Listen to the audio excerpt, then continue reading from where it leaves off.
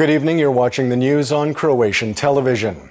Dalija Orešković has withdrawn her candidacy for a second mandate as the chair of the Conflict of Interest Commission. The move comes after she received the support of only 46 MPs in Parliament.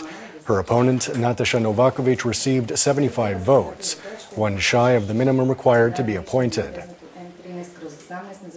Because of the fact that I obviously did not receive the support of the parliamentary majority to continue with this vision and this idea that I have been working on for the past 5 years.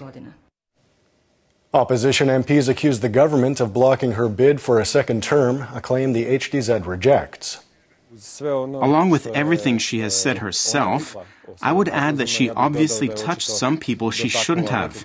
As a result, the HDZ refuses to give her their backing. What I can say is that the Zdravko Marić, Andrej Plenković and Ivan Vrdoljak cases were coming up on the agenda, so it is no wonder that Andrej Plenković and the HNS decided to remove Dalija Orešković. You saw for yourselves that one candidate received 75 votes and Ms. Orešković only 46. Therefore, this is not simply a question of the parliamentary majority didn't back her, but that the opposition didn't really put itself out in providing support for her candidacy.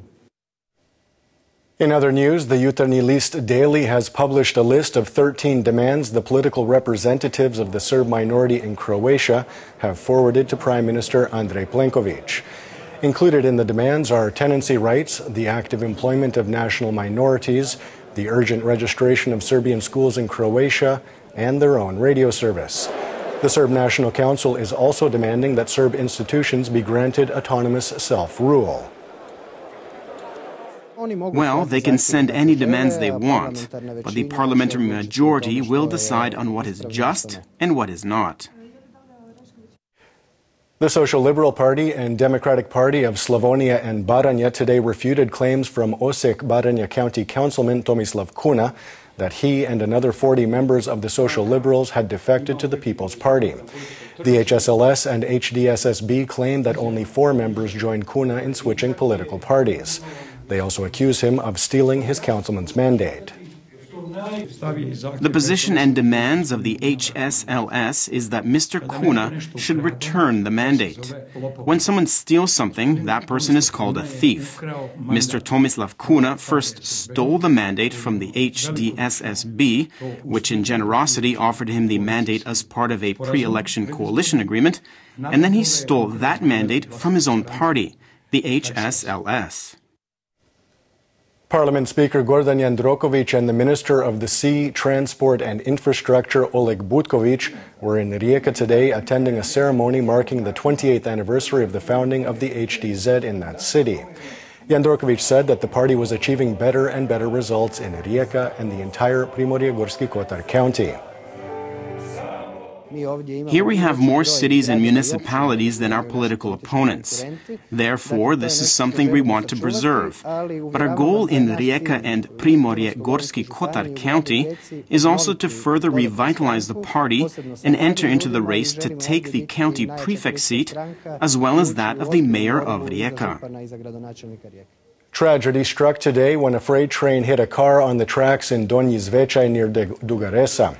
Both the driver and the sole passenger in the car were killed immediately.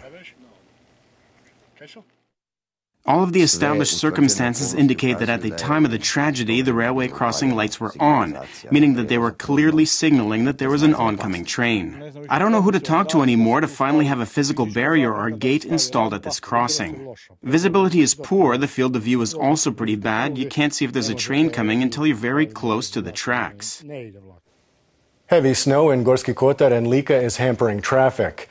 As a result of the winter conditions, traffic has been closed to semi-trailer trucks on the A6 Zagreb-Rijeka highway between the Kikovica and Bosiljevo junctions, as well as on some local roads. Taking a quick look at sports in the 22nd round of play in the domestic football league.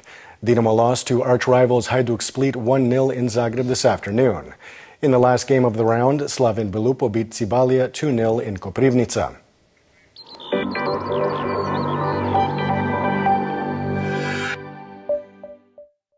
And now the forecast for tomorrow.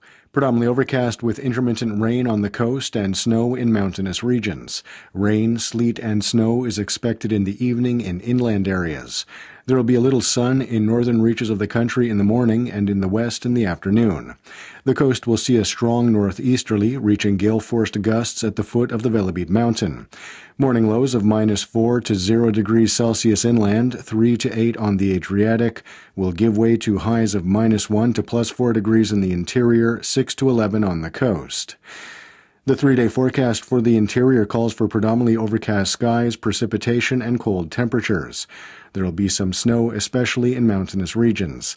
The eastern parts of the interior will see some sleet. Larger quantities of snow are expected on Thursday when it will be colder. There will be a moderate northeasterly and northerly wind. The coast will see moderate to heavy cloud cover with intermittent rain, especially in Dalmatia. The northern coast will see some sleet and snow, especially on Thursday. Strong northeasterly winds will pick up again on Wednesday, especially on the northern Adriatic. The high winds could hamper traffic. The southern coast will see easterly and southeasterly winds.